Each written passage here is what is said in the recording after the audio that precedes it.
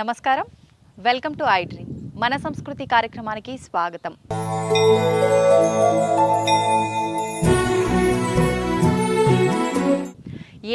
ఎన్నెన్నో రహస్యాలు దాగి ఉన్న ఆలయమే ఈ ఛాయా సోమేశ్వర ఆలయం. ఈ ఆలయంలో ప్రతిదీ కూడా ఒక అద్భుతంగా కనిపిస్తోంది, అద్భుతాన్ని తలపిస్తోంది ఈ ఆలయంలో.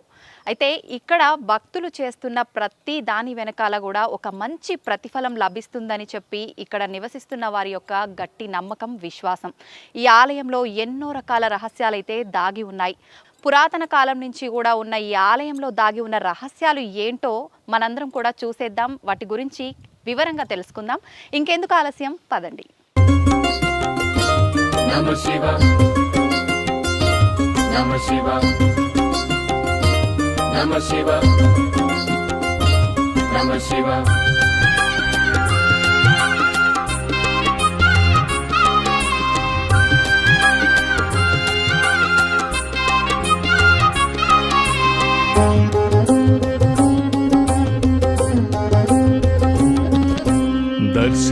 दर्शनादभ्रसदसि जननात् कमलालये कास्यान्तु मरणान्मुक्ति स्मरणादरुणाचले.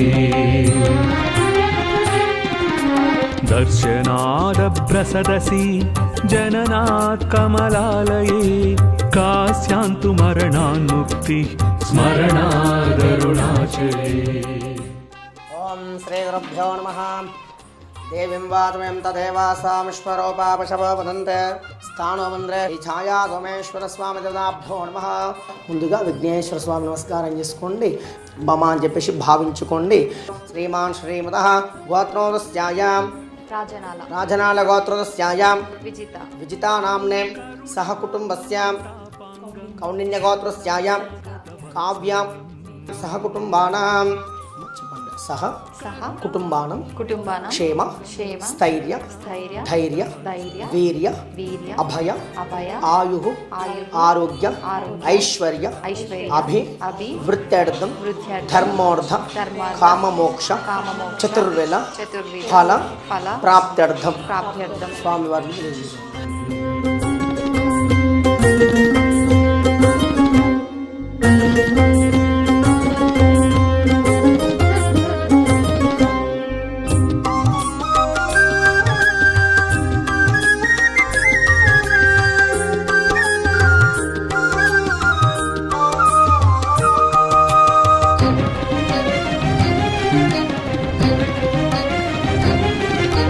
समस्त जगदाधारं सच्चिदानंद विग्रहं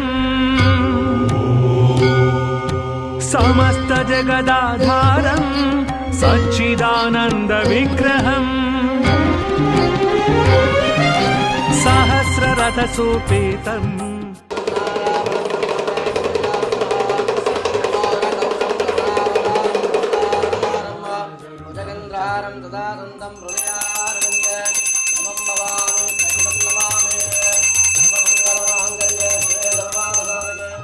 नमस्ते अस्तु रुद्ररूपेभ्यः.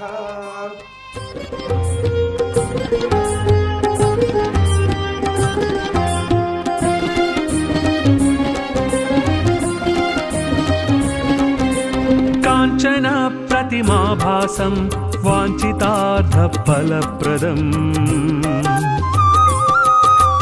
काञ्चन प्रतिमाभासं वाञ्छितार्थफलप्रदम् माञ्च रक्षसुराध्यक्षं स्मरणादरुणाचलम् स्मरणादरुणाचलम्.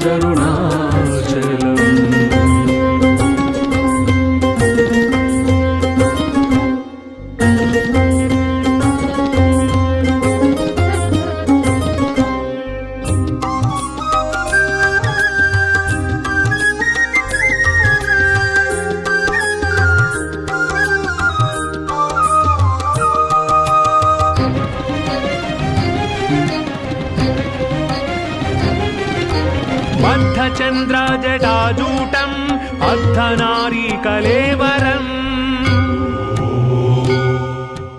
మీ అందరికీ కూడా నేను చెప్పాను కదా, ఈ ఆలయంలో చాలా రహస్యాలు దాగి ఉన్నాయని చెప్పి. ఆలయంలో గర్భగుడిలో శివలింగం వెనకాల నీడ అనేది నిజంగా విదేశాల నుంచి మన దగ్గర శాస్త్రవేత్తలు ఎంతో మంది ఎన్నో రకాలుగా ప్రయత్నించినా కూడా ఆ నీడ ఎటు నుంచి వచ్చింది అనే ఒక విషయాన్ని మాత్రం ఇప్పటి వరకు ఎవరు కూడా చెప్పలేకపోయారు.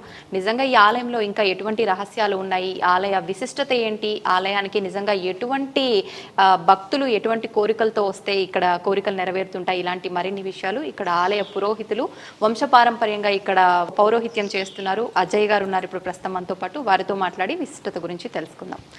నమస్కారం అండి. అజయ్ గారు, ఇక్కడ ఈ ఆలయంలో చాలా రకాల రహస్యాలు దాగి ఉన్నాయని చెప్పి, ప్రత్యేకించి ఆలయంలో స్వామివారి వెనకాల పడుతున్న నీడ గురించి ఎంతోమంది శాస్త్రవేత్తలు కనిపెట్టలేకపోయిన ఒక రహస్యం దాగి ఉందని చెప్పి ఉన్నాం. నిజంగా దాని యొక్క రహస్యం ఏంటి, ఆలయం విశిష్టత ఏంటి తెలియచేయండి. వాగర్త వివ సంపర్త వాగర్త ప్రతిపతః జగతో పితరో వందే పార్వతీ పరమేశ్వర. ప్రధాన గర్భగుడి మేడం ఇది. ఇది పరమశివుడు ఇక్కడ వెలిశలింగం ఇది. అయితే మనకు కోనేటి నుంచి బయటలో పుష్కర ఘాట్ ఉంటుంది. ఆ పుష్కర ఘాట్ నుంచి ప్రధాన గర్భాలయంకి నీళ్లు కూడా రావడం జరుగుతుంటుంది. ఎప్పుడు కూడా స్వామికి అప్పట్లోనే ప్రొవిజన్ చేశారండి, చోళల కాలం నాటి. ఎప్పుడు స్వామికి ఎప్పుడు కూడా నిత్య అభిషేకం జరిగేటట్టు కూడా నీళ్లు వచ్చేటట్టు కూడా ఏర్పాటు చేశారు. మనకు అభిషేకం చేయాలని చెప్పేసి లోపల కొంత 2005లో కొంచెం ఫ్లోరింగ్ చేశారు. లోపల అభిషేకం నీళ్ళు రాకుండా చేయడానికి ఫ్లోరింగ్ చేయడం వల్ల వాటర్ బంద్ అయిపోయినాయి. అయినా కొద్ది కూడా వాటర్ ఇప్పుడు కూడా వస్తుంటుంది. స్వామి దారం మాత్రం వస్తుంటుంది మేడం. ఇప్పుడు ఇది వెళ్తుందా స్వామి వారి దగ్గరికి? పానబట్టి తట్టిపోతే ఇట్లా వెళ్ళిపోతుంది మేడం. పానబట్టి కింద అమ్మవారిది, పానబట్టి అనేది అమ్మవారిది. స్వామివారు పరమశివుడు ఇక్కడ కొలువైన శివుడిది. ఇది ప్రతిరోజు కూడా ఉదయం 6 గంటల నుంచి 12 గంటల వరకు భక్తులు చేతి మీదుగానే వాళ్ళకు లోపల గర్భగుడిలోకి దింపి అభిషేక కార్యక్రమం కూడా నిర్వహించుకోవడం కూడా జరుగుతుంది. ఇక్కడ వచ్చేసి బ్రహ్మసూత్రం కలిగిన శివుడు మేడం. ఇక్కడ మన చాగంటి కోటేశ్వర గారు ప్రవచనం చెప్పారు బ్రహ్మసూత్రం గురించి.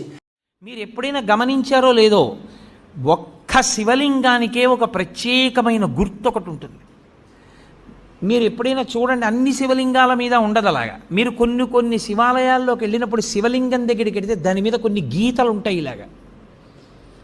అది ఏమిటో తెలుసా గీత? అలా గీత ఎందుకు ఉంటుందో తెలుసా ఎవరికైనా? అలా గీత ఉంటే దాన్ని బ్రహ్మసూత్రము అని పిలుస్తారు. అలా గీత ఉంది అంటే నీ అదృష్టం పండి నువ్వు అక్కడికి వెళ్ళావని గుర్తు. 1000 మాటలు ఓ శివాలయంలోకి వెడితే నీకు ఎంత ఫలితమో, అలా గీతలు ఉన్నటువంటి శివలింగం ఉన్న గుళ్ళోకి వెడితే అంత ఫలితం. విశేషమైన ఆరాధనీయమో అని గుర్తు. అలాంటి శివలింగం ఉన్న గుడిలోకి వెడితే తప్పకుండా మీరు మీ ద్రవ్యాన్నో, మీ బలాన్నో, మీ సంపత్తినో, మీ పాటనో, మీ పద్యాన్నో, మీ కష్టాన్నో అక్కడ వినియోగించాలి. శివలింగం మీద గీతలు కనపడ్డాయనుకోండి, బ్రహ్మసూత్రం ఉందనుకోండి, బయటికి వచ్చి కాళహస్తీశ్వర శతకంలో 2 పద్యాలు చదవాలి. బయటికి వచ్చి మీకు వచ్చిన శ్లోకాలు 2 చెప్పాలి. పాటలు వచ్చిన వాళ్ళైతే 2 పాటలు పాడాలి. బలం ఉన్నవాడివైతే పల్లకి పట్టుకోవాలి, లేదా గుడి కొంచెం సేపు తుడిచి వెళ్ళిపోవాలి.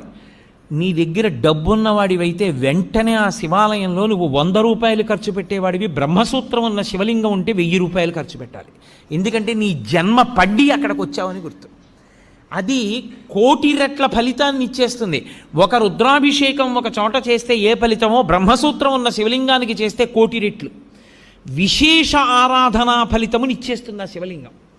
అలా ఇవ్వగలిగిన శివలింగం అని గుర్తు చెప్పడానికి వచ్చిన వాళ్ళకి బ్రహ్మసూత్రం ఉంటుంది దాని మీద. అది చెక్కినప్పుడే ఆ బ్రహ్మసూత్రం చెక్కుతారు. బ్రహ్మసూత్రం ఉన్నది మీకు పరాకు చెప్పినట్టు శివలింగం మీద జాగ్రత్తగా ఉండు మీద ఉంటుంది బ్రహ్మసూత్రం. నేను ఎన్నో దేవాలయాల్లో చూసా బ్రహ్మసూత్రం ఉన్న శివలింగాల్ని. బ్రహ్మసూత్రం ఉన్నది మీ అదృష్టం పండిపోయిందని గుర్తు. మీరక్కడికి వెళ్ళి అపచారం చేసినా అంతే, 1,000,000 రెట్లే. మీరు అక్కడికి వెళ్ళి ఏమీ చేయలేదు, కూర్చొని శివ శివ శివ శివ అనుకుని వచ్చేశారు. శివ శివ శివ శివ 4 మార్లు మీరంటే 4 కోట్ల మార్లు మీరు శివనామం చెప్పారని వేస్తారు.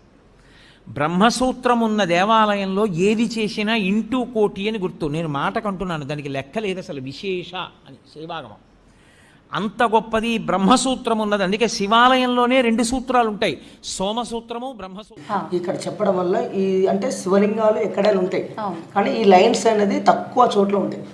ఇలా ఉన్న శివుడు చాలా పవర్ఫుల్ మేడం. ఇక్కడ మనం ఏదైనా కోరుకున్నా కూడా ఇక నిర్విఘ్నంగా అనుగ్రహం అనేది కూడా జరుగుతుంది మేడం. ఇది బ్రహ్మసూత్రం. ఇక్కడ పాణిగ్రహం విషయం కానీ వృత్తి సంతానం విషయంలో కానీ ఆరోగ్యం ఎవరైనా బాగాలేకున్న వారికి ఇక్కడ అభిషేకం పంచామృతం తైలాభిషేకం చేసినట్టయితే తప్పనిసరిగా అనుగ్రహం అనేది పొందుతారు. ఇక్కడ ప్రతిరోజు కూడా సుబ్రహ్మణ్య స్వామి వస్తుంది సర్పం బయటలో వాయుమూలలో పుట్ట వెలిసింది. ఇక్కడ నీళ్ళు ఎప్పుడు గగ్గినాయో అక్కడ పుట్ట వెలిసింది మేడం.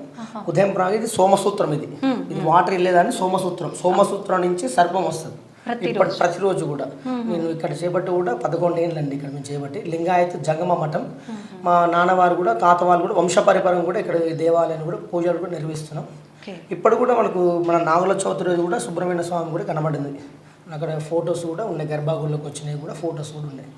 ఇది ఇక్కడ నాగబంధం సంబంధించింది కూడా ప్రతిరోజు కూడా భక్తులకు కూడా దర్శనం ఇస్తుంది. మంగళవారం కానీ శుక్రవారం కానీ ఆదివారం కానీ ఆ ప్రాంగంలో మాత్రం సర్పం అనేది కూడా కనబడడం కూడా జరుగుతుంటుంది ఇక్కడ. ఓకే. ఇది పానగల్లు శ్రీ శ్రీ ఛాయా సోమేశ్వర స్వామి దేవస్థానం అండి. ఇది దాదాపు 1000 సంవత్సరాల నాటి దేవాలయము. 11వ శతాబ్దం నాటి మేడం. ఇది కాకతీవాల సామంతులు కుందూరు చోళుడు ఈ దేవాలయాన్ని కూడా నిర్మాణం చేయడం కూడా జరిగినది. ఫస్ట్లో వచ్చేసి ఒక 100 సంవత్సరాల పాటు ఈ దేవాలయం మొత్తం వెనుకబడిన దేవాలయం. ఇది పూజలు కూడా ఏం కూడా లేకుండేది. దాదాపు 2000 సంవత్సరం నుంచి ఇక్కడ పూజలు కూడా స్వామివారు అందుకుంటున్నారు. అయితే ఇక్కడ వచ్చేసి 3 గర్భగుడులు ఉంటాయి మేడం. త్రికుటాలయంగా పిలుస్తారు. ప్రధాన గర్భాలయము ఛాయా సోమేశ్వర స్వామి, విష్ణుమూర్తి, ఎదురుగా తూర్పు గర్భగుడి సూర్య భగవానుడు. ఈ మండపం వచ్చేసి 18 స్తంభాలు ఉంటాయి మేడం. అయితే ఈ 18 స్తంభాలలో పడమటున్న గర్భగుడిలో స్వామివారి పైన నిశ్చలంగా ఒక స్తంభమాకారంలో నీడ కనబడడం కూడా జరుగుతుంటుంది. అది మనకు సూర్యోదయించి సూర్యాస్త వరకు కూడా ఆ ఏ ఛాయ మాత్రం పరమశివుడి పైన ఆ ఛాయ అనేది కూడా కనబడకుండా కూడా జరుగుతుంటుంది. ఇప్పుడు మనము ఏ స్తంభం మీద అన్నది కూడా అంతుచిక్కని రహస్యం. ఎందుకంటే చాలామంది కూడా విదేశాల నుంచి కూడా వస్తుంటారు. సండే కానీ మనకు సోమవారం కానీ విదేశాల నుంచి వచ్చినప్పుడు కూడా ఆ పరిశోధన కూడా చేశారు చాలా వరకు. కానీ వాళ్ళు కూడా అంతుపడని విషయం పరిశోధనలు జరుగుతున్నాయి మేడం. ఇప్పుడు వస్తుంటారు అప్పుడప్పుడు. ఆ పరిశోధనలు చేశారు ధర్మగోల్ ప్రకారం కానీ ఏదో క్యాండిల్ పెట్టడం కానీ కూడా చేయడం జరిగింది. కానీ కూడా అది ఎవరైనా కూడా కన్ఫర్మ్ అనేది కూడా కాలేదు విషయానికి. ఇప్పుడు ఎవరో సోషల్ మీడియా ద్వారా కూడా ఒక మనోహర్ గౌడ్ అని సార్ అని చెప్పేసి సూర్యాపేటలో వచ్చారు. ఒక ధర్మగోల్ ప్రకారం చేసి ఈ 4 స్తంభాలు కలిపి ఒక స్తంభం పడడం అనేది చెప్పడం కూడా జరిగింది. ఈ 4 స్తంభాల్లో ఓకే. మన విషయం ఏంటంటే మనకి ఇప్పుడు సన్లైట్ మారిన కొద్దీ ఛాయ మారుతుండాలి. ఇప్పుడు సూర్యోదయం కూడా ఉత్తరాయణం దక్షిణాయనం కూడా దిశలు మార్చుకుంటారు. మార్చిన సూర్యోదయం ఇప్పుడు ఛాయ కూడా మారాలిగా మేడం. కానీ మారట్లేదు, ఒకటే డైరెక్షన్ ఉంటుంది. సూర్యునికి ఆపోజిట్ డైరెక్షన్ లోనే పడాలి కదా. పడాలి. ఇప్పుడు సన్లైట్ మారిన కొద్ది ఛాయ అనేది జరుగుతుండాలి. కానీ జరగట్లేదు మేడం, ఒకటే పొజిషన్ ఉంటుంది. మళ్ళీ విషయం ఏంటంటే మళ్ళీ ఇప్పుడు వర్షం ఉన్నా సరే మబ్బుగాను ఉన్నా సరే ఆ ఛాయ అనేది కూడా కనబడడం కూడా జరుగుతుంటది. అంటే వాతావరణం ఏ రకంగా ఉన్నా కూడా ఉదయం నుంచి సాయంత్రం సూర్యోదయం నుంచి అస్తమయం వరకు అలాగే ఉంటుంది. సూర్యోదయం మబ్బు ఉన్నది అనుకో కొంచెం లైటింగ్ ఉంటుంది, బయట లైటింగ్ ఉన్నా సరే ఆ ఛాయ అనేది కంప్లీట్ కూడా స్వామివారి పైన ఉంటుంటది. అది ఏ స్తంభం నీడు అన్నది కూడా ఇప్పటి వరకు అంతుపట్టని విషయం. ఎందుకంటే ఇప్పుడు ఎదురుగా సూర్య భగవాన్ మేడం, సూర్యుని ధర్మపత్ని ఛాయాదేవి మేడం, శనీశ్వర తల్లి అమ్మవారు. అంటే అమ్మవారు విగ్రహరూపులు కాకుండా ఛాయా రూపంలో కొలువైంది అమ్మవారు. అంటే ఛాయాదేవి ఎప్పుడు కూడా తపస్సు చేస్తుంటుంది. భోలాశంకరుడు ఛాయాదేవికి వరం ఇచ్చారు. ఎప్పుడు తపస్సు చేస్తున్నావు కదా నా పైన నిలిచేటట్టు ఒక వరం ఇస్తాను చెప్పడం జరిగింది స్వామివారు. ఆ ఛాయాదేవికి అమ్మవారికి భోలాశంకరుడు ఛాయాదేవికి వరం ఇచ్చారు. వరం ఇవ్వడం వల్ల ఆ స్వామివారి పైన నిలిచేటట్టు కూడా ఒక చోళల కాలం అంటే ఒక అమ్మవారు కూడా ఒక యంత్రబలంతో ఛాయ వచ్చేటట్టు కూడా ఏర్పాటు కూడా జరిగింది. ఎదురుగా సూర్యభగవాన్ ఇచ్చారు. అంటే సూర్యభగవాను లేదు మేడం. అప్పట్లో ఔరంగజేబ్ కాలంలో విగ్రహాలన్నీ హిందూ దేవాలయాల పైన దండయాత్ర కూడా జరిగింది. ఓన్లీ స్వామివారు ఉన్నారు, ప్రధాన గర్భాలయంలో స్వామివారు ఉన్నారు పరమశివుడు. కానీ అక్కడ మాత్రం ధ్వంసం కాలేదు. ఎందుకంటే సుబ్రహ్మణ్య స్వామి ప్రతిరోజు కూడా సర్పం నాగబంధనం కూడా ఉన్నది మేడం ఇక్కడ. అయితే 3 త్రికుటాలయంలో ప్రధాన దేవాలయం స్వామివారు ఉన్నారు. ఇంకో 2 గర్భాలయం మొత్తం ఖాళీగా ఉన్నాయి మేడం. సూర్య విగ్రహం డిస్మాల్ట్ అయింది మేడం. ఇది విష్ణుమూర్తి కూడా ధ్వంసమైంది. అయితే ఇది స్టేట్ ఆర్కియాలజీ పరిధిలో ఉంది మేడం, పురావస్తు శాఖ ఆధీనంలో ఉన్నది. అయితే మన కమిటీ వాళ్ళు పురాతన దేవాలయ సేవ ట్రస్ట్ వాళ్ళు ఈ దేవాలయాన్ని టేకప్ చేసుకొని చక్కగా అభివృద్ధి కూడా చేయడం కూడా జరిగినది. ఒక తమిళనాడులో మహాబలిపురంలో విగ్రహాలు కూడా చేయించి ఇక్కడ తీసుకురావడం కూడా జరిగినది. ఒకటి గణపతి స్వామి, సుబ్రహ్మణ్య స్వామి, విష్ణు, సూర్య భగవానుడు, గజస్తంభం అవన్నీ కూడా రెడీగానే ఉన్నాయి. అయితే వాళ్ళు ఆర్కియాలజీ పరిధిలో ఉంది కాబట్టి ఇట్లా దీంట్లో పురాతన టెంపుల్ ఎలా ఉందో న్యాచురల్గా అలానే ఉంచాలి, కొత్త కన్స్ట్రక్షన్ కానీ ఇలా కొత్త విగ్రహాలు పెట్టడానికి కానీ అనుమతి ఇవ్వట్లేదు మేడం. వచ్చేసి ఎండోమెంట్ ఇది ట్రస్ట్. ఇక్కడ పరమశివుడు దగ్గర ప్రతిరోజు కూడా అభిషేక కార్యక్రమం కూడా జరుగుతుంది మేడం. ఉదయం 6 గంటల నుంచి 1 గంట వరకు జరుగుతుంది ప్రతిరోజు కూడా. మీ భక్తుల చేతిగా లోపలికి వెళ్ళి అభిషేక కార్యక్రమం కూడా నిర్వహించుకోవడం కూడా జరుగుతుంది. అంటే స్వామివారి దగ్గర లైన్స్, నేత్రాల దగ్గర ఒక లైన్స్ ఉంటాయి మేడం, బ్రహ్మసూత్రం ఉన్న శివుడిది.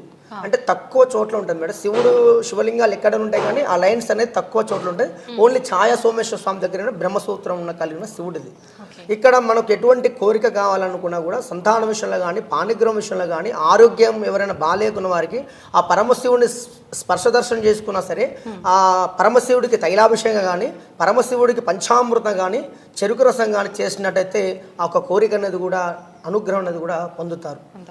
ఎందుకంటే ప్రధాన గర్భాలయం కూడా ఇప్పుడు కూడా సుబ్రహ్మణ్య స్వామి సర్పం, సుబ్రహ్మణ్య స్వామి శ్వేతనా కూడా రావడం కూడా జరుగుతుంది. ఈ మధ్యకాలం కూడా చూశాను నేను, కోనేట్లో కూడా చూశాను మేడం. ఈ పుట్ట దగ్గర కూడా కనబడుతుంది. అంటే ఆ పాము పూస అనేది కూడా కనబడడం కూడా జరుగుతుంటుంది.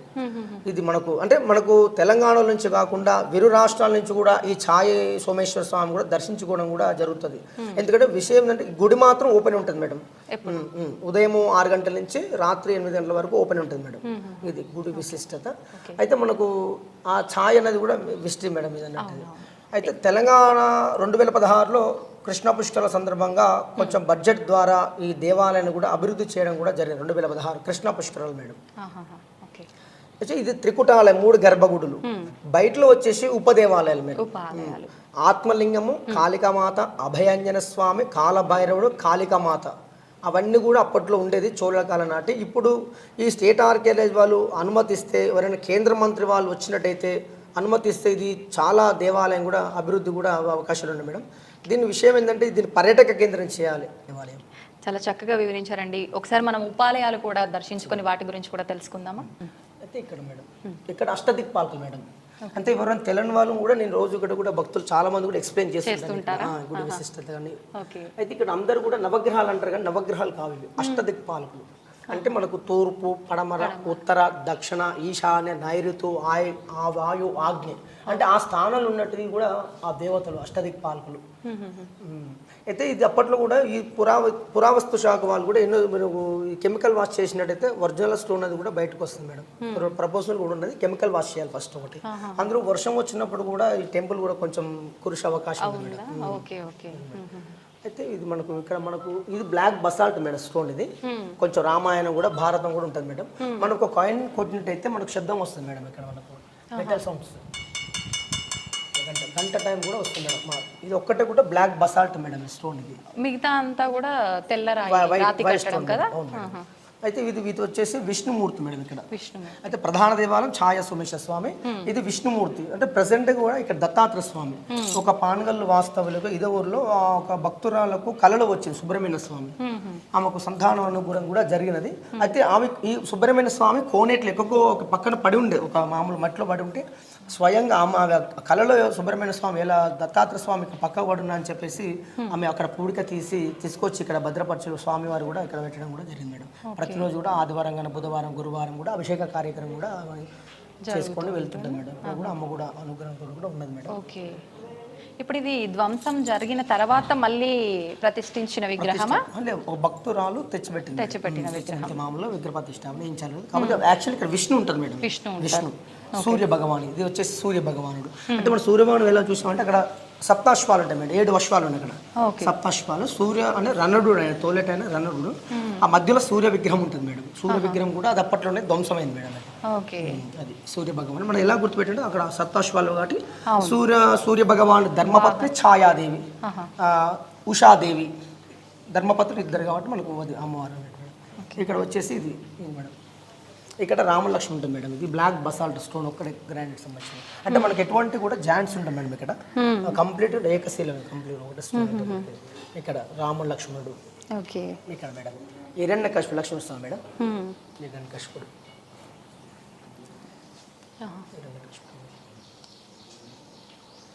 అయితే మనకు ఉదయ ఆదిత్య సముద్రం ఉంటుంది మేడం. ఇక్కడ అది కూడా తోమించింది కూడా కుందూరు చూడడం మేడం. అది ఒక తోమించింది చోళల కాలం నాటిది.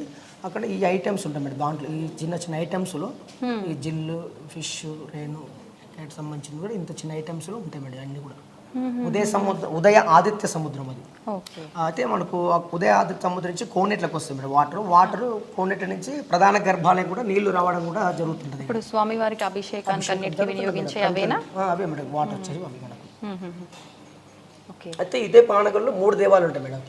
చోళులు పరిపాలించినాయి. పానగల్ని ఒక రాజధాని కూడా చేసుకున్నారు కుందూరు చోళులు. ఈ 3 దేవాలయాలు కూడా నిర్మాణం చేశారు. ఒకటి వచ్చేసి వెంకటేశ్వర స్వామి, పచ్చల సోమేశ్వర స్వామి, ఇది ఛాయా సోమేశ్వర స్వామి. 3 దేవాలయాలు కూడా చోళల కాలం నాటి. కాకపోతే ఇది ఎక్కువ యూట్యూబ్ ఛానల్ ద్వారా ఎక్కువ ఫేమస్ మేడం. ఛాయా సోమేశ్వర స్వామి, పచ్చల సోమేశ్వర స్వామి ఏమిటంటే అక్కడ పచ్చగా శివుడు వజ్రం ఉంటుంది మేడం. అది ఇప్పుడు లేదు. అప్పటి ఔరంగజేబు కాలంలో ధ్వంసమైంది విజయం. మనం ఇప్పుడు కూడా స్టోన్ కూడా మెరుస్తుంది. ఒక పచ్చ అనేది స్టోన్ మెరుస్తుంది శివుడు. అయితే ఇది వచ్చేసి నంది బేస్ మేడం. ఇది నంది కూర్చుని ఒక ఆసనం. అయితే మెయిన్ నంది వచ్చి ప్రధాన నంది ఉంటుంది ఇక్కడ. అయితే ముందుగా వచ్చేసి గణపతిని దర్శించుకోవాలి. తర్వాతకి వచ్చేసి మళ్ళీ ఇక్కడ బసవ నమస్కారం చేసుకోవాలి నందికి. ఈ భాగంలో అంటే పెద్ద నంది ఉంటుంది లేదు కాబట్టి ప్రెసెంట్గా మీ చిన్న నంది పెట్టాం. ఇక్కడ బసవేశ్వర స్వామి నమస్కారం చేసుకున్న తర్వాతకి ఆ పరమశివుడి దగ్గరికి వెళ్ళి అభిషేక కార్యక్రమం కూడా నిర్వహించుకోవడం జరుగుతుంది. అయితే ప్రతిరోజు కూడా ఇక్కడ కూడా ప్రత్యేక పూజలు ఉంటాయి మేడం. ఇక్కడ సోమవారం స్పెషల్ ఇక్కడ పరమశివుడికి ఉదయాన్నే 5 గంటల నుంచి శుద్ధి చేసుకోవడం కానీ దీపాధారణ కానీ అవన్నీ కూడా జరుగుతాయి. ఇక్కడ అర్చన కానీ మనకు బిల్వ అర్చన, మహాన్యాస పూర్వక రుద్రాభిషేకము. ఎందుకంటే అది మనకు 4 జరుగుతుంది. మనకు భక్తులు కూడా ప్రతిరోజు కూడా ఒక 2000 మంది 3000 మంది వస్తుంటారు కాబట్టి మన పంచామృతం పేసి రావడం మేడం. విషయం కూడా అది మామూలుగా జడ్డల అమావాస్య కానీ మాస శివరాత్రి కానీ శివుడి నక్షత్రం ఆరుద్ర నక్షత్రం ఏకాదశి తిథి ఆ టైంలో మనకు ప్రత్యేక పూజలు కూడా జరుగుతాయి మేడం. ఒకప్పుడు అంటే వారం రోజులు ఉత్సవంగా కూడా జరుపుకునేవారని చెప్పి విన్నాం. ఇప్పుడు అలాంటివి ఏం జరగట్లేవా? ఇక్కడ జరుగుతున్నాయా? అంటే మహాశివరాత్రి సమయంలో అంత పరమశివుడికి ప్రీతికరమైన మహాశివరాత్రి అంటే 3 రోజుల పాటు జరుగుతుంది. 3 రోజుల పాటు గణపతి పూజ కానీ కలశ స్థాపన అవన్నీ కూడా గణపతి పూజ మహాన్యాసమ రుద్రాభిషేక కార్యక్రమం నిర్వహించబోతుంది. అంటే మహాశివరాత్రి నాడేమో తెల్లవారుజామున 2 గంటలకే లింగోద్భవ టైంలో అభిషేకాలు జరుగుతుంది మేడం. మళ్ళీ సాయంత్రము శివపార్వత కళ్యాణం ఉంటుంది మేడం. మళ్ళీ ఎవరైనా బుర్రకథ జాగారు ఉన్న వారు కూడా బుర్రకథ కార్యక్రమం, మళ్ళీ రుద్రహోమం ఉంటుంది. అంటే మళ్ళీ మరుసటి రోజు అగ్నిగుండాలు ఉంటాయి మేడం. సాయంకాలంలో శివపార్వతుల తెప్పోచ్చ కార్యక్రమం కూడా ఉంటుంది మేడం. అదే రోజు సాయంకాలం తెప్పోచ్చ కార్యక్రమం ఉంటుంది. మళ్ళా కార్తీక మాసంలో మేడం పరమశివుడికి కార్తీక మాసంలో విశేషం మేడం. అంటే ఆ నెల మొత్తం నెల రోజుల పాటు కూడా అభిషేకాలు నిత్య పరమశివుడికి అభిషేక కార్యక్రమం కూడా జరుగుతుంది. కార్తీక పౌర్ణమి రోజు మళ్ళీ జ్వాలాతోర ఉంటుంది. కార్తీక పౌర్ణమి రోజు చాలా అద్భుతంగా జరుగుతుంది. మళ్ళీ ఈ కమిటీ వాళ్ళు కూడా అదేవిధంగా ఇది మనకు ట్రస్ట్ వాళ్ళు సంబంధించిన ఎండోమెంట్ ప్రకారంగా అన్ని కూడా ఏర్పాట్లు కూడా చేయడం జరుగుతుంది మేడం. ఓకే. ఎక్కడెక్కడి నుంచి వస్తుంటారు సాధారణంగా? అంటే ఇలాంటి ఉత్సవాలు ఇలాంటి కార్యక్రమాలు జరిగినప్పుడు బయటి ప్రాంతాల నుంచి కూడా వచ్చే అవకాశం ఉంటుందా? ఎక్కువ సిటీ నుంచి వస్తారు మేడం. సిటీ నుంచి హైదరాబాద్ నుంచి, ఓకే, ఇక్కడ తమిళనాడు నుంచి, ఇటు ఆంధ్ర నుంచి, ఇంకా లోకల్ వాళ్ళు కూడా ఇక్కడ చుట్టుపక్కల సూర్యాపేట కోదాడ ఎక్కువ అయితే సిటీ నుంచి వస్తారు మేడం. మ్యాక్సిమం సండే వస్తే మాత్రం ఒక 3-4 వేల మంది వస్తారు. మళ్ళీ పూజ కార్యక్రమాలు 1 గంట అయిపోతుంది. మన నైవేద్యం పెట్టేస్తారు స్వామివారికి. ఆ టైంలో ఒక 3 గంటల వరకు అభిషేకాల కార్యక్రమం ఉండదు. సంధ్యాకాలంలో ఉంటుంది 5 నుంచి 8 వరకు. ఎక్కువ ఛాయ గురించి ఇంపార్టెంట్ మేడం. ఛాయ గురించి అదేవిధంగా వాళ్ళ స్పర్శ దర్శనం కూడా మీరు ఎవరైనా వచ్చినా కూడా ఇది ఎక్స్ప్లెయిన్ చేపించేసి వాళ్ళకి స్పర్శ దర్శనం, అర్చన, హారత, అభిషేకమా అడిగేసి మనం లోపలికి వెళ్ళి కార్యక్రమం కూడా నిర్వహించుకుంటాం మేడం. ఓకే. ఇప్పుడు స్వామివారి గర్భాలయంలో మనకు ఓంకారనాదం కూడా వినిపిస్తుందని చెప్పి నేను కొన్ని వీడియోస్లో విన్నాను. అదంతా నిజమేనా? నిజమే మేడం. అయితే మనకు ఒక వైబ్రేషన్ ఉంటుంది మేడం. మనకు స్వామి గర్భగుడిలో కూర్చుంటే ఒక మెడిటేషన్ చేసినట్టయితే ఒక అనుభూతి అనేది కలుగుతాం మన గర్భగుడిలో. మామూలు గజ్జల సౌండ్ రావడం కానీ ఏదో బాడీ మొత్తం ఊగేసినట్టు పాజిటివ్ వచ్చేసినట్టు కూడా జరుగుతుంది మేడం. మన స్వామివారికి నుదుట శివుడికి స్పర్శ దర్శనం చేస్తే మీకు అక్కడ స్వామివారు ఉన్నారని తెలిసిపోతుంది మీకు ఆటోమేటిక్ స్పర్శతో. మీరు ఒక వైబ్రేషన్ శివుని ముట్టుకోవడమే అది ఒక విశేషం. ఎక్కడ కూడా ఇప్పుడు ఏ గుడి శివాలయం లేకుండా కూడా కొంచెం గర్భగుడిలోకి అలౌట్ చేయరు. మామూలుగా పక్కన కూర్చోబెట్టేసి ఆసనాలు వేసి కూర్చోబెట్టి చేపిస్తే ఓన్లీ అర్చకుడు మాత్రమే చేపిస్తారు పేరు మీద. ఇక్కడ మాత్రం మేము అలౌట్ చేసి చేపిస్తాం. ఇది బ్రహ్మసూత్రం శివుడు ఉన్నాయి కాబట్టి లోపలికి వెళ్ళి మేము అభిషేక కార్యక్రమం కూడా నిర్వహించుకోవడం కూడా జరుగుతుంది మేడం. బయట ఏమున్నాయి అవి చూద్దామా? అంటే బయటలో కూడా ఉపదేవాలు ఉంటాయి మేడం. మళ్ళీ నందులు కూడా అంటే 7 నందులు ఉంటాయి మేడం. అవన్నీ కూడా మెడలన్నీ విరిగిపోయినాయి, ధ్వంసమైన ప్రధాన నంది చాలా అద్భుతం మేడం. అది అక్కడికి వెళ్ళి మనం చూద్దాం మేడం. నేను విన్నంత వరకు ఈ శిలకు కూడా ఒక ప్రత్యేకత ఉంది అని చెప్పినానండి. ఏంటండి ఆ ప్రత్యేకత? మన స్టార్టింగ్ గుడి ఎంట్రన్స్ కాగానే ఫస్ట్ స్తంభం ఉంటుంది మేడం ఇక్కడ. అంటే చోళం కాలం నాటిది ఇది అప్పుడు రాశారు మేడం. అంటే శిలాపలకము ఒక 3-4 ఉన్నాయి మేడం. అయితే పక్కకు పడి ఉన్నాయి. అవన్నీ ఆర్కియాలజీ డిపార్ట్మెంట్ ప్రకారంగా ఇక్కడ మ్యూజియంలో కూడా భద్రపరిచారు. ఇది ఇక్కడ శాస్త్రం ఉంటుంది మేడం. అంటే కొన్ని లాంగ్వేజ్ ఇది మన డిపార్ట్మెంట్ ప్రకారంగా ఆర్కియాలజీ సార్ అని చెప్పేసి దీన్ని మొత్తం దీన్ని చదివారు మేడం. మొత్తం కూడా ఎక్స్ప్లెయిన్ చేశారు. దీని స్టోరీ అనేది మనకు కూడా తెలియదు మేడం. విశేషం కాకపోతే కొంచెం లాంగ్వేజ్ ప్రకారం ఉంటాయి మేడం. ఉదయ ఆదిత్య సముద్రము కొన్ని తెలుగు పదార్థాలు ఉంటాయి మేడం. ఉదయ సముద్రము అంటే దీన్ని గుడి అప్పుడు నిర్మాణం చేశారు మేడం. రాశారు మేడం. ఓకే. ఇప్పుడు మనకు గర్భాలయంలోకి శ్వేతనాగు ప్రవేశిస్తుంది, స్వామివారి దగ్గరికి వచ్చి దర్శించుకుంటుంది, ఒక రక్షలాగా ఉంటుందని చెప్పారు కదా. మనకు ఇక్కడ నుంచేనా వచ్చేది? ఇక్కడ మనకు ఇక్కడ పుట్ట వెలిసింది మేడం. ఫస్ట్ లో స్టార్టింగ్ లో ఏమో గర్భగుడిలో ఉండేది శ్వేతనాగు. ఫస్ట్ లో వాటర్ లో ఉండేవారు. ఆలయంలోనే ఒక గోళెం అని ఉంటుంది, స్టోన్ గోళెము. ఆ గోళెంలో ఉండేది మేడం సర్పము. అయితే కొంతకాలంగా లోపల వాటర్ అనేది కూడా సిమెంట్ వేయడం వల్ల వాటర్ బంద్ చేయించారు. అంటే కొంచెం ఫ్లోరింగ్ చేయడం వల్ల వాటర్ బంద్ అయినాయి. ఆ వాటర్ ఏ క్షణంలో బంద్ అయిపోయినాయో ఆ క్షణంలో ఇక్కడ అమ్మవారు పుట్ట వేయడం కూడా జరిగింది మేడం. ఈ ప్రాంగణం నుంచి గర్భాలయకి రావడం జరుగుతుంది. సోమసూత్రం అని ఉంటుంది. అభిషేకం చేసిన వాటర్ బయటకు వెళ్ళిపోయేదాన్ని సోమసూత్రం అంటారు. ఆ సోమసూత్రం నుంచి సర్పం రావడం కూడా జరుగుతుంటుంది. ఇక్కడ 2 ఉన్నాయి మేడం. ఒకటి శ్వేతనాగు, ఒకటి గోధుమ కలర్ ఉండే సర్పం ఉంది మేడం. అయితే మనకి ఈ ప్రాంగణంలో కూడా కనబడే ఛాన్సెస్ ఉంటాయి. అంటే ఎక్కువ దానికి సంబంధించి పూస కానీ పాము పూస కానీ కనబడేది కూడా కనబడుతుంది. మన నాగుల చవితి రోజు కూడా కనబడింది మేడం. చాలా మందికి భక్తులు కూడా దర్శనం కూడా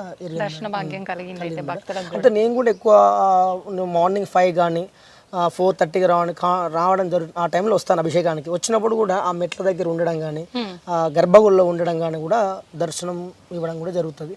అయితే మామూలుగా మేము సుబ్రహ్మణ్య స్వామి దర్శనం చేసుకోవడం అంతే మంది. కాకపోతే నేను నాన్న వాళ్ళు కూడా చూశారు, నాన్న వాళ్ళు తాత వాళ్ళు చూశారు సుబ్రహ్మణ్య స్వామిని. ఇక్కడ ఎక్కువ సంతాన విషయంలో చేసుకుంటే పూజ చేసినట్టయితే తప్పనిసరిగా అనుగ్రహం అనేది కూడా జరుగుతుంది మేడం. అయితే అదే కానీ మామూలు ఆవు పాలు వేయడం కానీ ఇక్కడ మామూలు కుంకుమ పసుపు గాజులు అమ్మవారికి సమర్పణ చేయడం కూడా జరుగుతుంది. చుట్టూ ప్రదక్షిణలు చేయడానికి ప్రదక్షిణ ఉంటుంది. కాకపోతే ఈ డ్రిల్స్ పెట్టారు మేడం.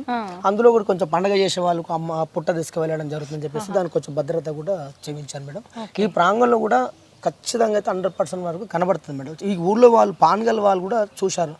నేను కూడా ఉదయం ప్రాంగణంలో చూస్తాను. నా ఫోన్లో కూడా స్నాప్స్ ఫోటో తీశాను. ఫొటోస్ కూడా అవి కూడా మీకు చూపిస్తాను మేడం. ఇది నందుల కడకి వెళ్ళాను. ఎదురుగా ఒక ఆసనం ఉంటుంది, నంది కూర్చుని ఒక ఆసనము. ఆ ఆసనం పైన నంది ఉంటుందండి. ఇది అంటే ఇది మెయిన్ నంది వచ్చేసింది మేడం. ఇది ప్రధాన దగ్గర ఉంటుంది. మనం ఇందాక చూసాము చిన్న నంది పెట్టాము. అయితే మెయిన్ నంది వచ్చేసింది. అయితే ఇది అప్పట్లోనే ఔరంగజేబు కాలంలో ఈ విగ్రహాల పైన దండయాత్ర పైన కూడా జరిగింది మేడం. అయితే మీకు మనకు ఒకటి చూసినట్టుగా బ్రహ్మముడు ఉంటుంది మేడం. ఇక్కడ బ్రహ్మముడు స్టోన్ మనం తాడును బ్రహ్మముడు ఎలా వేస్తామో యాస్టేజ్ స్టోన్ వేశారు మేడం. ఇక్కడ ఒక వచ్చేసి గంగడోలు అని ఉంటుంది మేడం. ఇక్కడ మీకు ఇలా టచ్ చేసినట్టయితే సేమ్ ఒక మీకు ఆవు టచ్ చేసినట్టు ఒక అనుభూతి అనేది కూడా మీకు ఇక్కడ కలగడం కూడా జరుగుతుంది మేడం. అయితే ఇక్కడ మొత్తం కూడా 6-5 నందులు ఉంటాయి మేడం. ఈ నందులన్నీ కూడా మెడలన్నీ కూడా ధ్వంసం కావడం కూడా జరిగింది మేడం. ఈ మనకు మా చైర్మన్ వారు అనంతరెడ్డి గారు దీని స్టోన్ కూడా తెప్పించారు. ఇక్కడ వాళ్ళు కర్నూలుకి ట్రాన్స్పోర్ట్లో పంపించేసి దీన్ని ఇది సేమ్ యాసిడ్ ఎలా ఉందో కూడా ఈ నందిని కూడా చెక్ చేయడం కూడా జరుగుతుంది మేడం.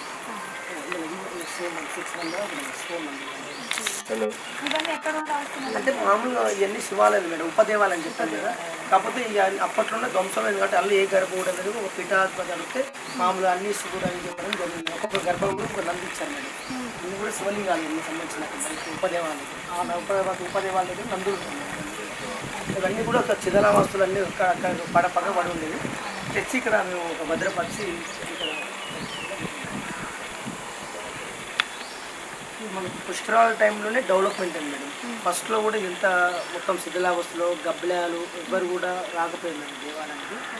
ఇది 2016లోనే డెవలప్మెంట్ అయింది. మన గుడి చుట్టూ కూడా సీసీ రోడ్డు మేడం. గుడి చుట్టూ కూడా సీసీ రోడ్డు ఉంది.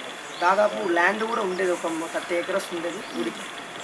ఏ గుడికైనా భూములు ఉంటాయి మేడం, కాకపోతే ఈ గుడికి ఉండేది కానీ అన్నీ కూడా ఆక్యుపై చేశారు మొత్తం. ఈ దేవాలయం తీసినట్టయితే చాలా విలువలోకి వస్తే చాలా అద్భుతం మేడం. ప్రస్తుతానికి 2 ఎకరాలు ఉంది, 2 ఎకరాలు ఉంది. ఈ గుడి ఉండే ల్యాండ్ కూడా వేరే వాళ్ళు కూడా పట్టాయింది మేడం. అది ప్రభుత్వం కూడా వేరే వాళ్ళ పేరు మీద ఉంది గుడి ప్రస్తుతానికి. ఇది బయటలో ఉపదేవాలయం అనమాట. ఇదంతా కూడా డోనర్స్ ద్వారా డెవలప్ చేశాను ఎక్కువ. మన రుద్రసేన అని చెప్పేసి కమిటీ వేసుకుని దేవాలయాన్ని కూడా అభివృద్ధి చేయడం జరుగుతుంది. ఇప్పుడు స్వామివారి విగ్రహాలు ఉన్నాయో ఉపాలయాలు? ఓన్లీ ప్రధాన దేవాలయంలో స్వామివారు తప్ప, ఒకటి ఆత్మలింగం, 2 ఉన్నాయి మేడం అంతే. కాకపోతే మిగతా అన్ని గర్భాలు మొత్తం ఖాళీగా ఉన్నాయి మేడం. ఇప్పుడు కొత్తవి పెట్టడానికి ఆర్కేలేజ్ వాళ్ళు అనుమతి ఇవ్వట్లేదు మేడం. ఇవన్నీ కమిటీ వాళ్ళు తీసుకొచ్చి భద్రపరిచారు కానీ వాళ్ళ అనుమతి కోసం వస్తుంది. కాంచన ప్రతిమాభాసం వాంఛితార్థ ఫలప్రదం. కాంచన ప్రతిమాభాసం వాంఛితార్థ ఫలప్రదం. మాంచ రక్షస్సురాధ్యక్షం స్మరణాదరుణాచలం స్మరణాదరుణాచలం.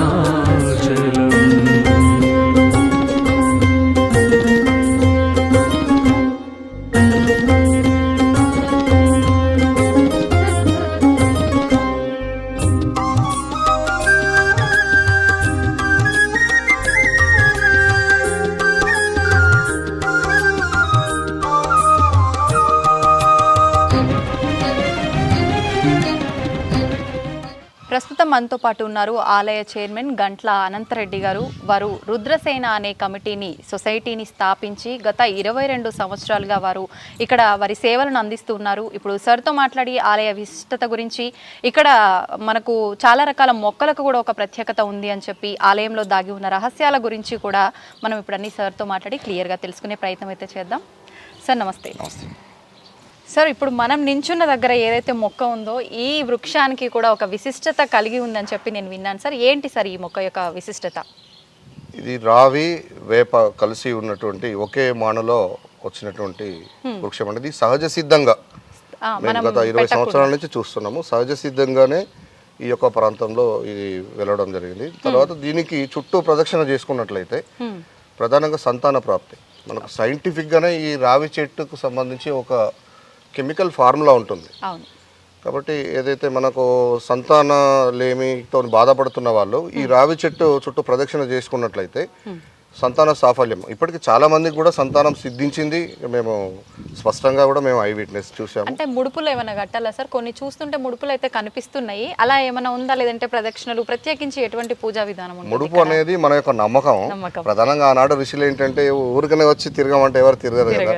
ముడుపులు కట్టుకొని కాస్త ఎక్కువ సమయము ఈ చెట్టు దగ్గర కేటాయించి, ఇంకొకటి ముడుపు అనేది ఒక పాజిటివ్ వైబ్రేషన్స్ ఇస్తుంది. వాళ్ళ యొక్క నమ్మకంతో ఆ యొక్క దేవుణ్ణి మనస్ఫూర్తిగా ఆరాధించుకొని అలా ముడుపు కడుతూ దీని చుట్టూ ప్రదక్షిణ చేయడం వల్ల సంతాన సాఫల్యం అనేది జరుగుతుంది అనేది మనకు సైంటిఫిక్గానే అది మనకు ల్యాబ్లో ప్రూవ్ అయినటువంటి విషయమే. ఓకే సార్, ఇంకా కొన్ని ప్రత్యేకమైన వృక్షాలు కూడా ఉన్నాయి, వాటికి కూడా ఒక గొప్ప వైశిష్ట్యం కలిగి ఉందని విన్నాము. వాటి గురించి కూడా ఇక్కడ సుదీర ప్రాంతమైన రాజమండ్రి దగ్గర కడియం లంక నుంచి పల్లా వెంకన్న నరస నుంచి సుమారు 2000 మొక్కలు, అవన్నీ కూడా శివుడికి మరియు శివకేశవులకు ఇష్టమైనటువంటి పూజాక్రతువులకు సంబంధించినటువంటి వృక్ష జాతిని అంతా కూడా సెలెక్టెడ్గా మేము ఒక లిస్ట్ అవుట్ చేసుకొని ఇక్కడ ఉన్నటువంటి వేద పాఠశాల ఆచార్యుల యొక్క పర్యవేక్షణలో ఇక్కడ టీటీడీ వేద పాఠశాల కూడా ఈ యొక్క దేవస్థాన ప్రాంగణంలోనే సుమారు 200 మంది విద్యార్థులతో కొనసాగుతూ ఉన్నది.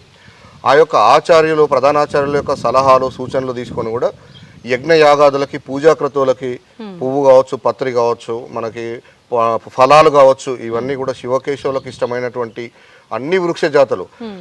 మనకు శీతల ప్రాంతాల్లో దొరికే రుద్రాక్ష మొక్కను కూడా నాటాము. ఎన్ని సంవత్సరాల క్రితం. ఇప్పుడు ఆల్రెడీ మొదటి క్రాప్ కూడా ఉందా వచ్చింది సార్ రుద్రాక్ష. కాకపోతే మనకు శీతల ప్రాంతంలో క్రాప్ ఎక్కువ వస్తుంది, ఇది ఉష్ణ ప్రాంతం కాబట్టి కాస్త తక్కువ క్రాప్ అయినా కూడా మనకు పంట కూడా ప్రారంభమైంది. ఇక్కడ దేవతా వృక్షాలని చూడడానికి కూడా సుదూర ప్రాంతాల నుండి చాలా మంది భక్తులు ఇక్కడికి విచ్చేస్తుంటారు. తర్వాత అవునండి, ఏకబిల్వము, మహాబిల్వము, తర్వాత పంచఫల వృక్షాలు ఉంటాయి. రావి, మేడి, మర్రి, జువ్వి, మధ్యలో మామిడి. ఆ మామిడి కింద గోమత్స్య యంత్ర ప్రతిష్టాపన చేసి కూడా మనకు పార్కింగ్ లో ఈశాన్య ప్రాంతంలో 5 వృక్షాలని ఒకే చోట నాటి దానికి పెడెస్టల్ కూడా నిర్మాణం చేశాము. అది ఎప్పుడు సార్ నాటడం ఎప్పుడు జరిగింది? అది నాటి కూడా ఇప్పుడు సుమారు ఒక 8 సంవత్సరాలు అయింది. అది ఇప్పటికే దాదాపు కొమ్మలు కలిసిపోయినాయి. ఇంకా రాబోయే రోజుల్లో వేర్లు కొమ్మలు కలిస్తే గనక స్వామిగా గర్భగుడిలో ఉండారని చెప్పారు. చాలా మంది నాగసాధువులు కూడా ఇక్కడికి వచ్చారు. ఆ పంచఫల వృక్షాలకు అంత శక్తి ఉంటుంది. స్వామి ఆ చెట్టు కిందకు వెళ్ళిపోతారని, అక్కడ ఎవరైతే ధ్యానం చేసుకుంటారో సిద్ధి పొందేంత స్థాయి ఆ యొక్క పంచఫల వృక్షాలు అని ప్రసాదిస్తాయి అనేది మనకు ఉన్నటువంటి వేద సారాంశం. పోన్లేండి, మనం అందరం కూడా వింటుంటాం హిమాలయాల్లోకి వెళ్ళి సాధువులు సాధన చేస్తుంటారని. మనకు దగ్గరలో అతి చేరువలో ఒక మంచి ప్రాంతం అయితే రాబోతోంది త్వరలోనే సాధన చేసుకోవడానికి. ఇంకా ఎటువంటి వృక్షాలు ఉన్నాయి సార్ మనకు ఇక్కడ? ఏకబిల్వము, మహాబిల్వము అరుణాచలం నుంచి తెప్పించాము. తర్వాత అడవి బిల్వం ఉన్నది.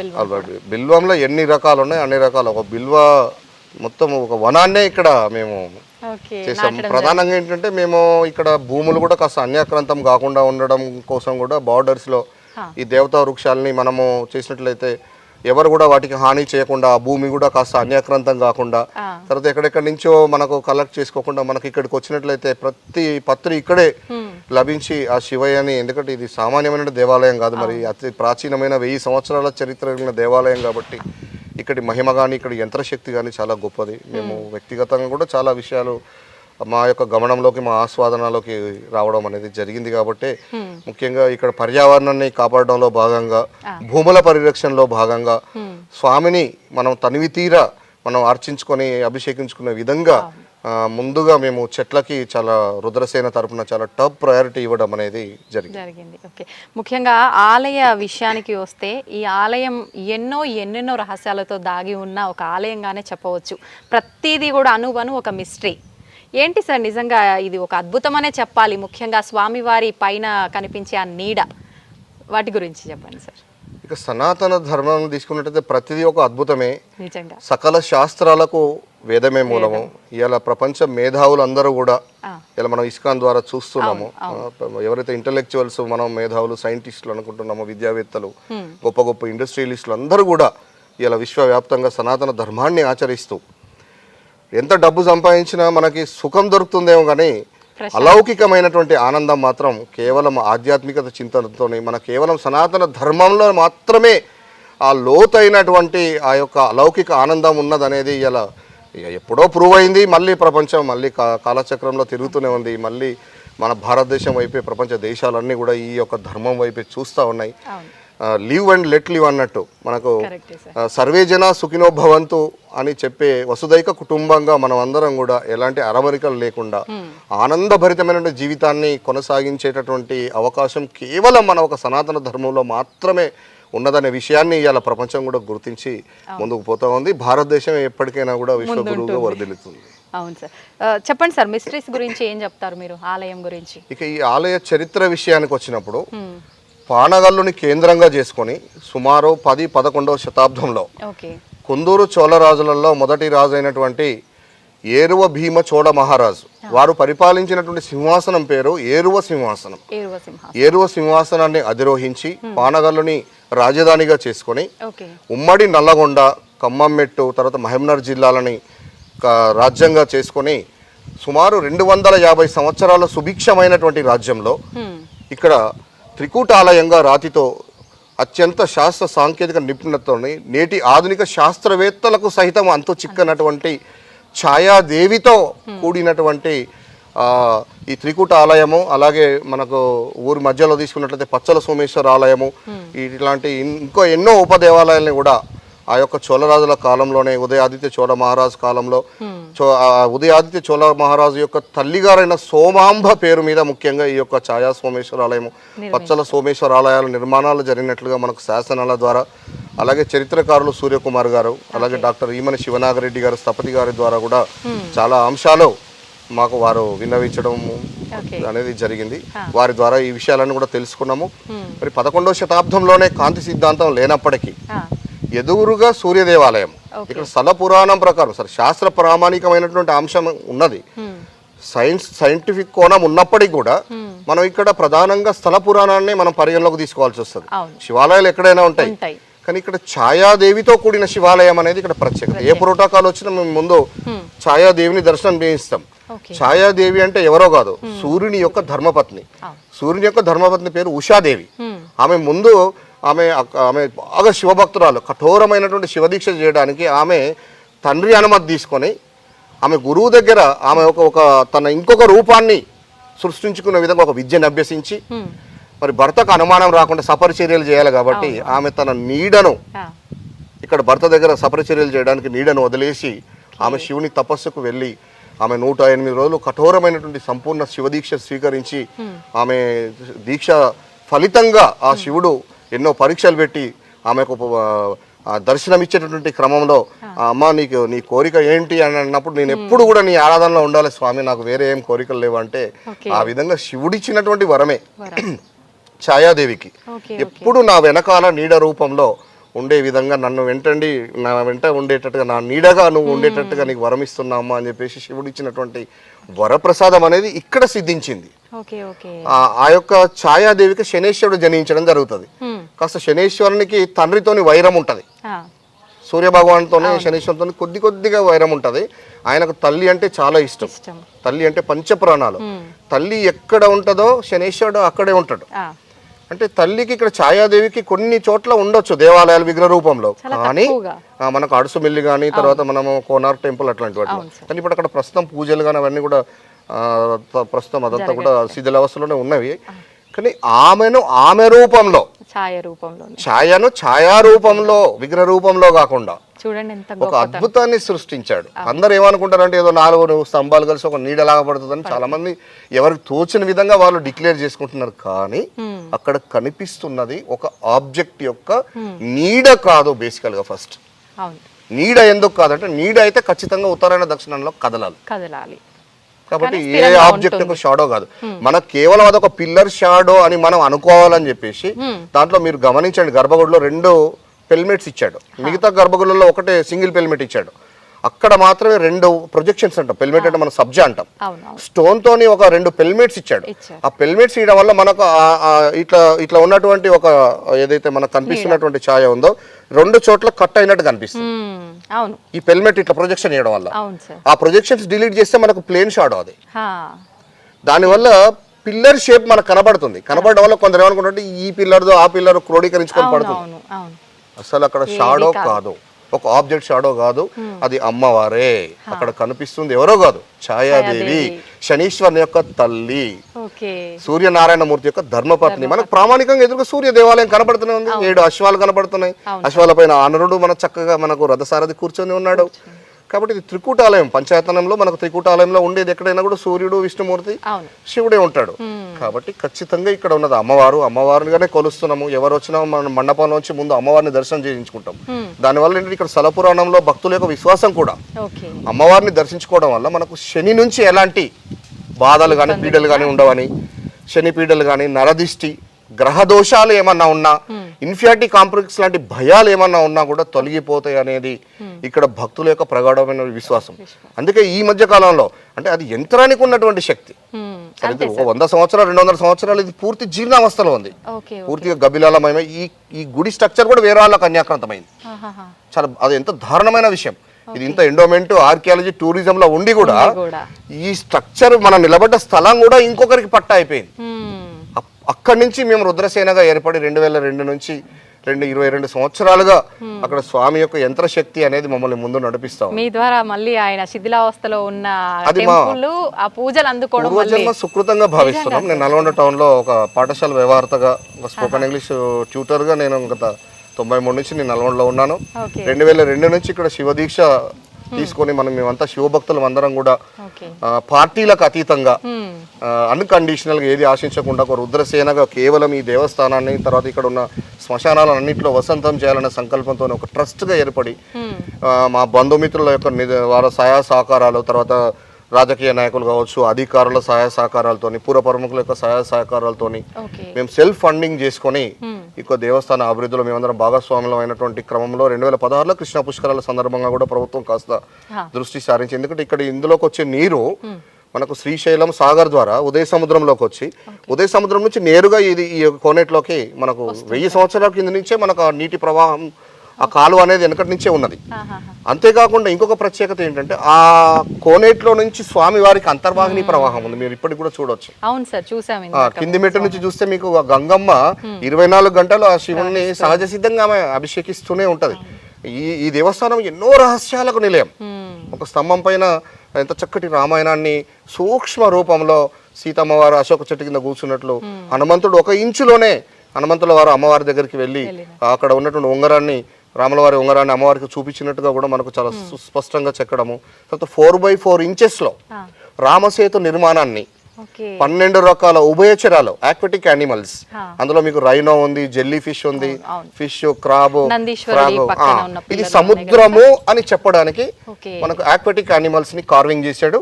ఈ దేవస్థానంలో ఛాయా ప్రపంచ వింతల్లో ఒక వింత అయితే ఆ యొక్క 4x4 ఇంచెస్లో 12 రకాల ఐటమ్స్ అంత స్పష్టంగా చెక్కడం ప్రపంచంలో ఎక్కడా లేదు.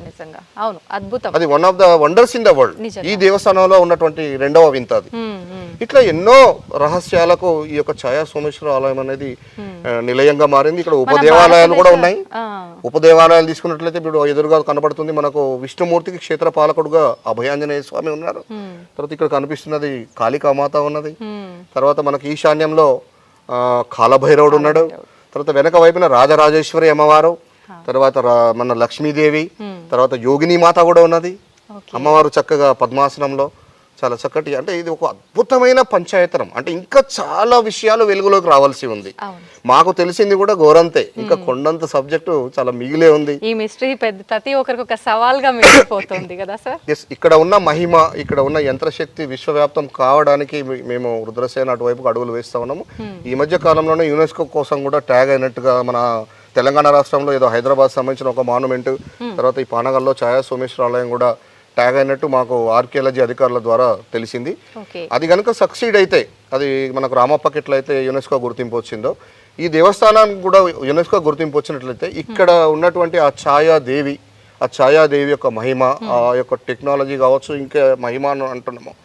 టెక్నాలజీ అంతా మహిమ నుంచి అక్కడి నుంచి వచ్చింది. టెక్నాలజీ కొత్తగా ఎక్కడి నుంచి ఆకాశం నుంచి ఊడిపడలేదు, అన్ని కూడా మన వేదాల నుంచి వచ్చినాయి. ఇదంతా కూడా ఇక్కడ ఉన్న సూక్ష్మ రూపంలో ఉన్న ఈ శిల్ప సంపద అంతా కూడా విశ్వవ్యాప్తం కావాలని, ఆ యొక్క ఆధ్యాత్మిక చింతనతోని అందరం కూడా వసుదైక కుటుంబంగా అరమరికలు లేకుండా చక్కగా అలౌకిక ఆనందాన్ని ఇక్కడ ఉన్న మహిమను అందరూ కూడా పొందాలి అని చెప్పేసి అటువైపుగా రుద్రసేన కూడా అడుగులు వేస్తూ ఉంది. సార్, ప్రతి ఒక్కరు కూడా ఆధ్యాత్మిక మార్గంలో నడుస్తుంటారు. మన సనాతన ధర్మం మీద ఎంత మనకు గ్రిప్ ఉన్నా, ఎంత దాంట్లో ముందుకు వెళ్ళాలని ఉన్నా కూడా మనం ఒక మార్గాన్ని ఎంచుకొని ముందుకు నడవాలి అంటే దాని వెనకాల ఏదో ఒక పెద్ద రీజన్ అయితే ఉండాల్సిందే, ఒక అనుభవం కూడా ఉండాల్సిందే. అలాంటి అనుభవము, ఒక రీజన్ అనేది ఏదైనా ఉందా సార్ మీ వెనకాల? చాలా మంచి ప్రశ్న అడిగారండి. వాస్తవానికి మాది కమ్యూనిస్ట్ కుటుంబం. జనరల్గా ఈ లెఫ్ట్ భావజాలం ఉన్న వాళ్ళకి కాస్త దైవ చింతన తక్కువనే ఉంటుంది. దేవుణ్ణి, మహిమ లాంటి ఇవన్నీ కూడా నమ్మరు. నేను పూర్తిగా కమ్యూనిస్టు భావజాలంతో పెరిగినటువంటి వ్యక్తిని. కానీ ఒక ఇంత విద్యా వ్యవస్థలో ఉండి కూడా నాకు ఇక్కడ ఒక దైవము, ఒక శక్తి, ఒక కాస్మిక్ ఎనర్జీ అనేది ప్రత్యక్ష అనుభవంలోకి చాలా సందర్భాల్లో వచ్చింది. ఇట్లా ప్రత్యక్ష అనుభవంలోకి వస్తున్నప్పుడు కూడా ఇక్కడ మనం దైవం లేదు, శక్తి లేదు అనుకోవడానికి లేని విధమైనటువంటి అనుభూతులు, అనుభవాలు చాలా జరిగినాయి. అందులో ఒకటి మీ మీడియా ద్వారా నేను ప్రేక్షకులకు కావచ్చు, మన సనాతన ధర్మ కర్తలందరికీ కూడా పంచుకోవాలని అనుకుంటున్నాను. నాకు 2010-11లో థ్రోట్ సర్జరీ జరిగి ఉండే అపోలో జూబ్లీహిల్స్లో. సార్ దాని పర్యవసానము ఇంకేదో సైడ్ ఎఫెక్ట్స్ తోని నాకు సడన్ లాస్ ఆఫ్ హియరింగ్ వచ్చేసింది. 2012లో నాకు నిద్రలోనే మొత్తం హియరింగ్ అయిపోయినాయి. ఒక 6 మాసాలు హైదరాబాద్లో తిరిగిన, స్టెరాయిడ్స్ తీసుకున్నాను, అన్ని కార్పొరేట్ హాస్పిటల్స్ చాలా డబ్బులు ఖర్చు పెట్టాను. ఇక్కడ నేను విద్యా వ్యవస్థలో ఉంటాను కాబట్టి నాకు లాస్ ఆఫ్ హియరింగ్ వస్తే నిత్య నరకమే. ఆ క్రమంలో చాలా తిరిగాను. తిరిగిన తర్వాత ఎక్కడ పోయినా కూడా వాళ్ళు ఒకటే చెప్పిండ్రు, మా మెడికల్ సైన్సెస్లో సడన్ లాస్ ఆఫ్ హియరింగ్ అనే దానికి అసలు ట్రీట్మెంట్ ఉండదు. ఇది వైరస్ వల్లనో లేకపోతే మీకు బ్లడ్ కొలెస్ట్రాల్ వల్లనో ఇంకేదో వేరే ఒకటి రెండు కారణాల వల్ల ఇది జరుగుతుంది, ఓకే మీరు జీవితకాలం మీరు ఇట్లా బతకాల్సిందే అని చెప్పేసి పెద్ద పెద్ద సీనియర్ డాక్టర్స్ డిక్లేర్ చేసి వదిలేశారు. ఆ క్రమంలో నాకు ఒక నమ్మకం, ఇక్కడ అప్పటికే నేను ఇక్కడ పని చేస్తున్నా, ఓకే సో కొంచెం ఇబ్బంది అవుతుంది స్వామి కమ్యూనికేషన్, నాకు వ్యక్తిగతంగా లేకున్నా సరే నేను ఇట్లా నీ జ్ఞానంలో బతికిస్తా కానీ ఏంటి ఇది అని చెప్పేసి ఇక్కడ వచ్చి ఉదయం 11 గంటలకు, అప్పుడు కరెంట్ కూడా లేకుండే, మార్నింగ్ 11 కూర్చొని ఈవినింగ్ 5 వరకు ధ్యానం చేసుకుంటూ కూర్చున్నా, గర్భగుడిలో కూర్చొని ఏడ్చుకుంటూ కూర్చున్నా. నా కోసం అయితే నాకు ఇవ్వకు, ఈ గుడిని కనీసం ఏదైనా చేయలేనా, ఈ జన్మ తీసుకున్నందుకు ఒక అవకాశం ఇచ్చినా ఇంతలే మళ్ళీ ఇది జరిగింది, సార్ ఏంటిది పరిస్థితి స్వామి, నాకు మినిమం కమ్యూనికేషన్ మందమన్నా నాకు హియరింగ్ ఉంటేనే నేను ఇక్కడ పని చేయగలుగుతా, ఈ క్షేత్రాన్ని నేను కలగంటున్నాము, మా సభ్యులం అందరం కూడా ఏదో చేయాలని తపనతో పోతా ఉన్నాము అని స్వామికి నివేదించుకున్నా. ఆ రాత్రి ఇంటికి వెళ్ళి పడుకున్నా. ఆ రోజు పొద్దున్నే లేవగానే ఇంత అద్భుతం అంటే ఒక గంట సేపు వెయిట్ చేసిన, 50% గ్రేస్ అయింది. ఇప్పుడు నేను మీతో మాట్లాడుతున్నా, మీరు మీ ప్రశ్నలకు నేను స్పందిస్తున్నా అంటే నాకు ఆ ఛాయా సోమేశ్వర స్వామి పెట్టినటువంటి భిక్ష. ఇది సైన్స్ కి అతీతంగా నాకు జరిగింది, ఏదో గొప్పల కోసమో ఏదో నాకేదో ఇంకేదో అని నేను చెప్పుకోవాల్సిన అవసరం నాకు లేదు. నేను ముందే చెప్పిన, మేము కమ్యూనిస్ట్ ఫ్యామిలీ నుంచి వచ్చినాం, అసలు దేవుని నమ్మని కుటుంబం నుంచి వచ్చాం. కానీ నాకు ఆ రోజు ఎందుకు రావాలి, ఒకవేళ ఒక వారం ముందో వారం తర్వాతనో నాకు గ్రేస్ అంటే నేను కూడా నమ్మలేకపోయేవాడిని. అంత సడన్ గా కూడా రావాలని లేదు. ఏ రోజైతే నేను కూర్చొని నివేదించుకుంటూ ఆయన తపన నా బాధ అంతా ఆయనతో పంచుకున్నాను, ఆ రాత్రే నాకు గ్రేస్ అయింది. అట్లా మా కోడలు కూడా కొంచెం సంతానాలు ఏమి సమస్య ఉన్నప్పుడు కూడా ఆయన ముక్కోవడము, వాళ్ళ కవల పిల్లలు జన్మించడము, వాళ్ళు జన్మించడం కూడా ఆరుద్ర నక్షత్రంలో జన్మించడము, ప్రినాచురల్ ఎన్ని ఇబ్బందులు ఉన్నా వాళ్ళకి ఏ చిన్న సమస్య లేదు. ఇప్పుడు అంత శివయ్య మొక్కుతోనే వాళ్ళు, నాకు మన వాళ్ళు కూడా 2 ట్విన్స్, కుందన్ రెడ్డి కుతిన్ రెడ్డి అని, ఆయన పేరు శివకేశవుల పేరు పెట్టుకున్నా. హాస్పిటల్ నుంచి డైరెక్ట్ ఇక్కడికే తీసుకొచ్చుకున్నా గుడికి. సుమారు 1 కోటి రూపాయలు ఖర్చు అయినాయి వాళ్ళకి, ప్రినాచురల్ అయినా కూడా చిన్న సమస్య లేదు వాళ్ళకు. స్వామి మహిమే.